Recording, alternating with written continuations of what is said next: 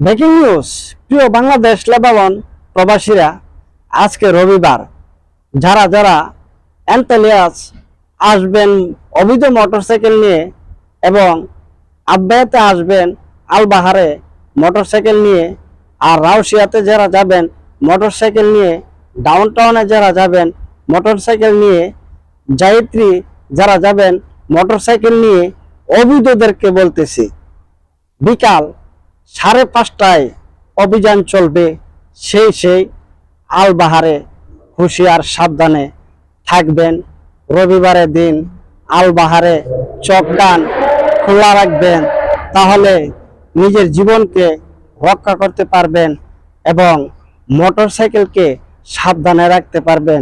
যদি হয়তো আপনার জীবনের শেষ সম্বল হতে পারে সেই মোটরসাইকেল যদি নিয়ে যায়, তাহলে তো ভাই ফেঁসে যাবেন।